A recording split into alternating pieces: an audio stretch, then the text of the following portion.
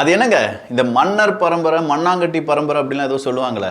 கோமணம் உடுத்திட்டவங்களெல்லாம் இனிமேல் ஆட்சி பண்ணுறதுக்கு ஒருத்தன் வருவான், கோமணம் கட்டிட்டும் ஒருத்தன் வருவான் அப்படின்னு சொல்கிற அளவுக்கு தான் திமுக காரங்க மனசு இருக்குது. அப்படின்னா ஏன் அவங்களெல்லாம் பார்த்து அவங்களுக்கு எப்படி இருக்குது?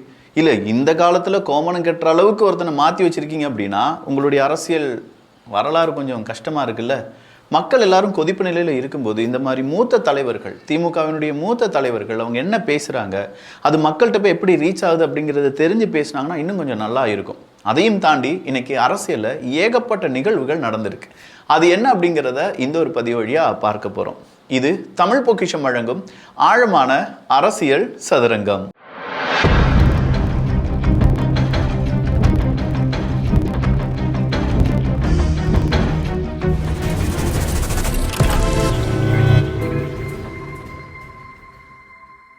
இந்த கோமணம் விஷயம் அப்படிங்கிறது சாதாரணமாக கடந்து போகக்கூடிய ஒரு விஷயம் கிடையாது. ஆனால் கோமணம் கட்டவங்களா இனிமேல் ஆட்சிக்கு வந்தாலும் வருவாங்க, அதுக்கும் போடுவதற்கு இந்த நாட்டில் ஒரு கூட்டம் இருக்கும்.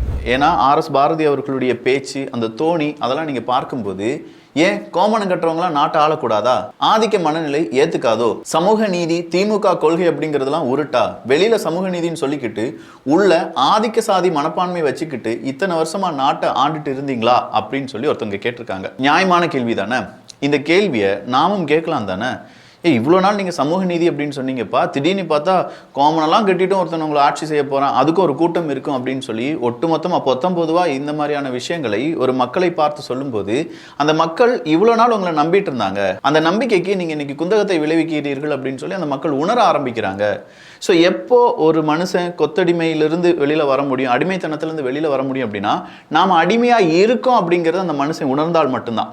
இந்த மாதிரியான விஷயங்கள்லாம் கேட்கும்போது மக்கள் யோசிக்கிறாங்க, அப்போ இவ்வளோ நாள் சமூக நீதி அப்படின்னு சொல்லி நம்மகிட்ட பித்தலாட்டம் பண்ணிட்டு இருந்தாங்களா? ஒருத்தவங்க வந்து இந்த ஜென்சி மீட் அப்படிலாம் சொல்றாங்கல்ல, அதில் அந்த அக்கா பேசுறதெல்லாம் பார்க்கும்போது ரொம்ப காமெடியாக இருந்துச்சு. குடும்ப கட்சி, வாரிசு கட்சி, ஆமா இந்தோ அடுத்து என் கலைஞரோட என் தாத்தா நின்னாரு, தலைவரோட என் அப்பா நின்னாரு, இன்னைக்கு உதயண்ணாவோட நின்று போராட என் குடும்பத்துல இருந்து நான் வந்திருக்கேன், என் தங்கச்சி வந்திருக்கான், என் தம்பி வந்திருக்கான், இது மாதிரி எல்லாரும் வருவோம். நன்றி. எஸ், இது எங்க தாத்தா கலைஞர் கருணாநிதி அவர்கள் காலத்துக்கு கீழே அவர் இருந்தார். இது எங்க அப்பா, அதுதான் ஸ்டாலின் அவர்களுக்கு கீழே என்னுடைய அப்பா, இப்போ உதயநிதி அவர்களுக்கு கீழே. இதுக்கே பேர் தான்டா கொத்தடிமை. நாம முன்னேறணும், நம்மளை சார்ந்து இருக்கிறவங்களையும் முன்னேற வைக்கணும். ஒருத்தவங்களுக்கு கீழே இருக்கிறது அப்படிங்கிறது கொத்தடிமைத்தனம்டா. இதுல இருந்து வெளியில வாங்க அப்படின்னா we are proud கொத்தூஸ் ப்ரோ, வாட்ஸ் ராங் ப்ரோ அப்படின்னு சொல்றாங்க. நீங்க கொத்தூஸா இருந்துட்டு போங்க, ஊபிஸா இருந்துட்டு போங்க, அவங்களே இப்ப சொல்ல ஆரம்பிச்சிட்டாங்க. அது என்னடா நீங்க என்ன ட்ரோலா மாத்துறது? we are proud கொத்தூஸ், we are proud ஊபிஸ், we are proud intellectual அப்படின்னு என்னெல்லாமோ பேசுறாங்க மறுபடியும். இனி ஏதாவது பட்டம் கொடுத்தா அதையும் அடுத்த மீட்டிங்ல we are proud அப்படின்னு சொல்லி ஏதாவது சொன்னாலும் சொல்லுவாங்க. பட் இது எல்லாத்தையுமே பார்த்து கொண்டு இருக்கக்கூடிய நியூ ஜென் பொலிட்டிக்ஸ் ஒன்று இருக்கு பார்த்தீங்களா, உண்மையான new gen politics.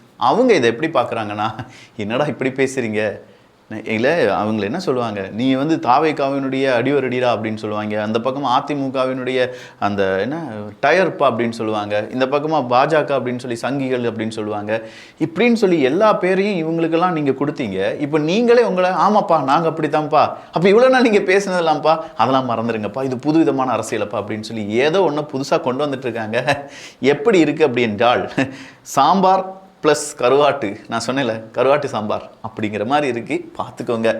AIADMK to திமுகவுக்கு தாவி ஸ்டாலின் ஆட்சியில் ஊழல் வழக்கிலிருந்து காப்பாற்றப்பட்ட வைத்திலிங்கம் அவர்கள் மீதான 27.9 கோடி லஞ்ச வழக்கு மீண்டும் விசாரிக்க தமிழக அரசு உத்தரவு. ஐயா IPS அருண் அவர்களே, நீங்கள் உங்களுடைய பதவி பறிக்கப்பட்டது இல்லாட்டி மறுபடியும் உங்களுக்கே பதவி கொடுத்ததில் ஏகப்பட்ட டிபேட் இங்கே ஓடிச்சு. நிறைய பேர் சொன்னாங்க IPS அருண் அவர்களை வச்சுக்கிட்டு லஞ்சத்தை எப்படி ஒழிப்பீங்க, அவர் ஏகப்பட்ட லஞ்சம் வாங்கியிருக்காரு அப்படின்னு சொல்லி சவுக்கு சங்கர் அவர்கள் ரொம்ப ரொம்ப ரொம்ப பேசிக்கிட்டே இருக்காருன்னு வச்சுக்கோங்களேன். ஆனால் திடுத்து பண்ணி பார்த்தா இவ்வளோ நாள் திமுகவுக்கு மிகப்பெரிய அளவில் வைத்திலிங்கம் அவர்கள் ஹெல்ப் பண்ணாரு, வைத்திலிங்கம் அவர்களுக்கு திமுக ஹெல்ப் பண்ணிச்சு, அந்த வாஷிங் மிஷினில் போட்டு துவைச்சி அடைச்சி வெள்ளையாக்கி அவங்களுடைய ஒட்டுமொத்த லஞ்ச வழக்கெல்லாம் இல்லாமல் செஞ்சிச்சு. ஆனால் திடுது பண்ணி மறுபடியும் லஞ்சத்துறை இல்லை வைத்திலிங்கம் மேலே 27.9 கோடி ரூபாய்க்கு வழக்கை தூசி தட்டி வெளியில் எடுங்கடா அப்படின்னு சொல்கிற உத்தரவை போட்டுட்டீங்களே. எங்கேயா இருந்தீங்க இவ்வளோ நாளா? இதே மாதிரி எல்லாருடைய வழக்கையும் தூசி தட்டி எடுங்கயா. இன்னைக்கு இவங்களுடைய வழக்கெல்லாம் எடுக்கட்டும், நாளைக்கு அவங்க ஆட்சி வந்தாலும் சரி, தாவேக்கால யார் தப்பு செஞ்சாலும் சரி, அவங்களுடைய வழக்கையும் தோண்டி எடுக்கட்டும். மக்களுக்கு இதெல்லாம் நடந்தாதாங்க நல்லது. ஒரு மோனோபோலி அப்படின்னு ஒன்று சொல்லுவாங்க, நான் என்ன வேணாலும் செய்வேன், எதிர்த்து கேள்வி கேட்கக்கூடாது, என்னை எதுக்குறதுக்கு இங்கே யாரா இருக்கா அப்படிலாம் சொல்லி ஒரு மோனோபோலியாக இருந்த ஒரு சிஸ்டம் இப்போ கம்ப்ளீட்டாக துடை தெரியப்பட்டு வருகிறது. யார் தப்பு செஞ்சாலும் அங்கே தண்டிக்கப்பட வேண்டும். அப்படின்னா இன்னைக்கு சேலத்தில் தாவேக்காவினுடைய உறுப்பினர்கள் அப்படின்னு சொல்கிறவங்க ஒரு பெண்ணை ரொம்ப பெரிய அளவில் நிறைய பெண்களை ஏமாத்திட்டாங்க, பொள்ளாச்சியோட ஒரு சம்பவம் அப்படின்னு சொல்லி நிறைய பேர் பேசிகிட்டு இருக்காங்களே அப்படின்னு கேட்டால், எவன் தப்பு செஞ்சிருந்தாலும் தாவேக்காங்கிற பேர்லையோ இல்லை தாவேக்காவினுடைய ஒன்று விட்ட சித்தப்பா பையன், எம்எல்ஏவினுடைய பையன், அமைச்சரனுடைய பையன், யாருன்னு பார்க்காதீங்க. எவன் தப்பு செஞ்சாலும் அவனை உடனடியாக அரெஸ்ட் பண்ணுறீங்க, சார்ஜ் ஷீட் பண்ணுறீங்க. எங்களுக்கு குற்றப்பத்திரிகை தாக்கல் எவ்வளோ சீக்கிரமாக பண்ணுறீங்களோ அதை நியூஸாக வெளியில் விடுறீங்க. எங்களுக்கு எல்லாம் அதுதான் வேணும். அவனுக்கு எவ்வளோ சீக்கிரம் தண்டனை கிடைக்குது அப்படிங்கிறத நாங்கள் பார்க்க போகிறோம். ஒரு மாதத்துக்குள்ளே என்ன வேணாலும் ஆட்டம் ஆடுங்கடா, எப்படி வேணாலும் ஆடுங்கடா.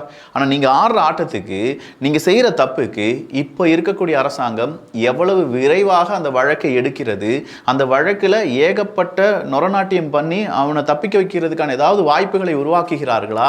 அப்படி உருவாக்கினார்கள் என்றால் மக்கள் அதை பார்த்துட்டு சும்மா இருப்பாங்களா? எந்த ஆட்சியிலுமே இப்படி நான் பார்த்தது கிடையாதுங்க. நம்ம அதிமுக பீரியட்லையும் வீடியோ போட்டிருக்கோம், திமுக பீரியட்லையும் வீடியோ போட்டிருக்கோம். ஆனால் இந்த தாவேக்காவினுடைய பீரியடில் தான் நிறைய மாணவர்கள் வந்து எங்களுக்கு அது சரியில்லை சார், இதை சரி பண்ணுங்க, கிராமத்தில் இருக்கக்கூடிய நிறைய பேர் எங்களுக்கு இது சரியில்லை சார், சரி பண்ணுங்க அப்படின்னு சொல்லி வீடியோ போடுறாங்க. ரீல்ஸ் ஆட்சின்னு சொல்லிட்டு இருந்தாங்க. ஒரு ரீல்ஸை போட்டால் இன்னைக்கு ஆட்சியில் ஏதோ ஒரு மாற்றம் வருது, அங்கே உடனடியாக அவங்களுக்கு தேவையான விஷயங்கள் நடக்குது அப்படின்னு சொல்லி நிறைய பேர் பேசிட்டு இருக்காங்க. உங்கள் காதுகளுக்கும் கண்களுக்கும் அது தெரிகிறதா என்று எனக்கு தெரியவில்லை அமைச்சர்களே, ஆனால் எனக்கு அது தெரிகிறது அப்படிங்கிறது என்னால் இங்கே சொல்ல முடியும். அதே நேரத்தில் இங்கே ஒரு குற்றம் நடக்குது, விஜய் அவர்கள் சார், முதலமைச்சர் சார், இங்கே உங்களுடைய நிர்வாகிகள் தப்பு செய்கிறாங்க சார், உடனடியாக கேளுங்க, அது வருதுங்க வெளியில். இப்படி உங்கள் நிர்வாகிகள் தப்பு செஞ்சுருக்காங்க அப்படின்னு சொல்லி தைரியமாக ஒரு பொதுமக்களால் சொல்ல முடிகிறது என்றால், எங்கள் ஆட்சி நடக்குதியா, எங்கள் ஆட்சி, நான் உன்னை அண்ணனா பார்த்தேன், உன்னை தம்பியாக பார்த்தேன், உன்னை என் நண்பனாக பார்த்தேன், உன்னை என் பிள்ளையா பார்த்தேன் அப்படின்னு சொன்னவங்க தான் விஜய் அவர்களுக்கு ஓட்டு போட்டிருக்காங்க. அப்போ என் ஆட்சி தானே நடக்குது, என் பிள்ளை விஜய், என் தம்பி விஜய், என் அண்ணன் விஜய் அப்படின்னு சொல்லி தானே விஜய் அவர்களுக்கு ஓட்டு போட்டு அவர் முதலமைச்சராக அன்றைக்கி சூஸ் பண்ணியிருக்காங்க. அப்போ எங்கள் ஆட்சி நடக்கும்போது எங்கள் குடும்பத்திலே ஒருத்தன் தப்பு பண்ணாலும் அவனையும் நாங்கள் தட்டி கேட்போம்ல அப்படின்னு சொல்லி எல்லாம் தட்டி கேட்குறாங்க. ஆனால் போன முறையில் அது நடக்காது, போன ஆட்சியில் அது நடக்காது. அப்படி ஏதாவது நம்ம தட்டி கேட்டுட்டோம்னா அது எப்படி நீ கட்சிக்காரனை பற்றி பேசலாம்? யார் அந்த சார் அப்படின்னு கேட்டதற்கே ஏகப்பட்ட பேருக்கு மிரட்டல் போனது. அதெல்லாம் உங்களுக்கு தெரியுமில்ல, உங்களுக்கு தெரியுமான்னு தெரியாது. ஆனால் உண்மையாக பேசக்கூடிய யூடியூபர்ஸுக்கு எவ்வளோ பெரிய ப்ரெஷர் இருந்துச்சு அப்படிங்கிறது எனக்கு தெரியும். இன்னைக்கு எல்லாரும் அரசியல் கண்டென்ட் போடுறாங்க, நிறைய யூடியூப் சேனல் அரசியல் கண்டென்ட் பேசுகிறாங்க அப்படின்னா இன்னைக்கு அந்த சுதந்திரம் வந்திருக்கு.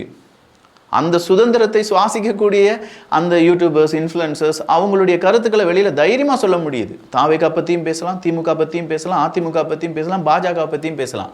ஆனால் ஒரு காலகட்டத்தில் இவங்களை பற்றி மட்டும்தான் பேசணும், இவங்களை பற்றி நீ பேசவே கூடாதுங்கிற மாதிரி இருந்துச்சு. அப்போ இதெல்லாம் மக்கள் பார்த்துட்டு இருக்காங்க. அப்போ இந்த ஒரு மாதத்தில் நமக்கு இவ்வளோ சேஞ்ச், இன்னும் ஒரு 2 மாதம் கேப் விட்டு பார்ப்போம். தவறுகள் நடந்துட்டு இருக்கு, எஸ், பாலியல் வன்புணர்வுகள், பாலியல் பிரச்சனைகள் நடந்துட்டு இருக்கு, கரண்ட் கட் ஆகிட்டு இருக்கு, இந்த பக்கமாக மேகதாது அணைக்கான பிரச்சனை ஓடிட்டு இருக்கு, அந்த பக்கமாக மேட்டூர் அணை திறக்க முடியவில்லை, எல்லாத்தையும் பார்த்துட்டு தான் சார் இருக்காங்க யங்ஸ்டர்ஸ். யாருமே இப்போ வேற எதுவுமே பார்க்கறது கிடையாது. அப்போ இதுக்கான சொல்யூஷன்ஸ் இந்த அரசாங்கம் எப்படி கொடுக்கிறது? புரியுதா? நாங்கள் அரசியல்லாம் படிச்சுட்டு இருக்கோன்னு தெரியுதா? நான் சொல்லக்கூடிய செய்திகளை தானே இன்னைக்கு முழுவதுமாக நீங்கள் பார்த்துருப்பீங்க. அப்போ இம்புட்டு செய்திகளையும் எல்லா யங்ஸ்டர்ஸையும் பார்க்கிறார்கள். அப்படி இல்லைன்னா இந்த செய்தி இப்போ நம்முடைய இந்த வீடியோ பார்த்தோன்னே அவங்களுக்கு புரிஞ்சிட போகுது. அப்போ இது எல்லாத்துக்கும் சொல்யூஷன்ஸ் தான் எங்களுக்கு முக்கியமே தவிர இதை வச்சு அரசியல் செய்கிறவங்க எங்களுக்கு தேவையில்லை சார். அந்த மனநிலைமைக்கு எல்லாரும் வந்துட்டாங்க. எங்களுக்கு தேவை, we need a solution, not a politics based on these things. நீங்கள் பாட்டுக்கு அரசியல் பண்ணுவீங்க, எங்களுக்கு அது தேவையில்லை. அவன் தான் தப்பு, இவன் தான் தப்புன்னு சொல்கிற இந்த ஸ்கூல் லெவல் பாய்ஸ் செய்கிற மாதிரியான விஷயங்கள்லாம் செய்யாதீங்க. பேக் பெஞ்சர்ஸ் வந்துட்டு முன்னாடி இருக்கிறவன இங்கேருந்து பேப்பர் விட்டு எரிஞ்சு அப்படியே ஒன்றுமே தெரியாமல் பின்னாடி கை கட்டி உட்காந்துருப்பாங்க. நீ யாரா எரிஞ்சான்னு கேட்டால் தெரியாது மச்சி அப்படின்னு சொல்லுவான், அவன் தான் எரிஞ்சிருப்பான். இந்த மாதிரி குட்டையை குழப்பி விட்டுட்டு மக்களை குழப்புவதற்கான வேலைகளில் ஈடுபட்டு கொண்டிருந்த அரசியல் முடிவுரை எழுதப்பட்டு விட்டது. எங்களுக்கு தேவை எல்லாமே ஸ்ட்ரைட்டாக இதுதான் நடந்திருக்கு, இது நடக்கலை, என்னென்ன பிரச்சனைகள் இருக்குது, அந்த பிரச்சனைக்கு தீர்வு என்ன சார்? உங்கள் கட்சிக்காரன் அந்த கட்சிக்காரன் யாருக்கும் பாகுபாடு கிடையாது. இதை இன்னைக்கு ரமேஷ் அவர்கள், அறநிலையத்துறை அமைச்சருடைய ரமேஷ் அவர்கள் ஒரு கோவிலில் ஒரு இன்ஸ்பெக்ஷன் பண்ணிட்டு இருக்காரு. அந்த டைமில் அங்கே ஒருத்தர் கத்துறாரு, ஒருத்தனோ 2 பேரோ கத்துறாங்கன்னு வச்சுக்கோங்களேன். ஜோசப் விஜய் அப்படின்னு சொல்லி கத்துறாங்க. இந்த ஜோசப் விஜய் அப்படின்னு சொல்லி கண்டிப்பாக தாவேக்காரங்க கத்திருக்க மாட்டாங்கிறது இன்னொரு விஷயம்னு வச்சுக்கோங்களேன். விஜய் அவர்கள் வாழ்க்கை அப்படின்னு ஏதாவது சொல்லியிருப்பாங்க. பட் அந்த நேரம் கூட அமைச்சர் ரமேஷ் அவர்கள் என்ன தெரியுமா சொல்றாரு? கோயிலுக்குள்ள வந்து என்ன பண்ணணுமோ அதை தான் பண்ணணும். கோயிலுக்குள்ள ஏன் கோஷம் போடுறீங்க? கோயிலுக்குள்ள அரசியல் பேசுற அரசியல் கட்சி கோஷம் போடுற இடம் இது கிடையாது. இல்லை, யார் பேர் இருந்தாலும் சரி கோவப்படுறார். கோவப்பட்டுட்டு இது கோவில், இந்த கோவில் இந்த மாதிரியான கூச்சல்கள் இருக்கக்கூடாது அப்படின்னு சொல்றார். எஸ், கோவில்களில் சாமி தரிசனம், அவங்களுக்கு ஓதக்கூடிய மந்திரங்கள், இல்லாட்டி அங்கே இருக்கக்கூடிய பக்தி பாடல்கள், இதுதான் அங்கே இருக்கணுமே தவிர அதை தாண்டி ஒரு வார்த்தை வந்தாலும் அது கூச்சல் தான், ஒரு பெயர் வந்தாலும் அது கூச்சல் தான். அதை தைரியமாக சொல்கிறதுக்கு ஒரு அறநிலைத்துறை அமைச்சர் வந்திருக்கார் அப்படிங்கிறதே ஒரு பெரிய மாற்றம் தானே. இன்னும் பத்திரப்பதிவில் நேரடியாக இன்றைக்கி அமைச்சர் தமிழ்ச்செல்வன் அவர்கள் சொல்லியிருக்காரு. என்ன தெரியுமா சொல்லியிருக்காரு? சர்பதிவாளர்கள் முன்னாடி ஒரு 33 பேருக்கு எதிராக வழக்குகள் தொடரப்பட்டிருந்தது. திடீர்னு ஒரு ரைடு நடந்துச்சு, பார்த்துருப்பீங்களா? லஞ்ச ஒழிப்புத்துறையில் ரைடு பண்ணாங்க, 38 லட்சம் ரூபாய் கையாடல் அவங்க பண்ணியிருக்காங்கன்னு சொல்லி ஒரு 30 பேருக்கு மேலே வழக்குகள் தொடரப்பட்டிருந்தது. இதெல்லாம் இப்படி இருக்கும்போது தமிழ்ச்செல்வன் அமைச்சர் வந்து சொல்கிறாரு, கண்டிப்பாக நாங்கள் ரைடு விடுவோம், அதுவும் சர்ப்ரைஸ் ரைடுலாம் இருக்கும், பார்த்து இருந்துக்கோங்க அப்படிங்கிறாங்க.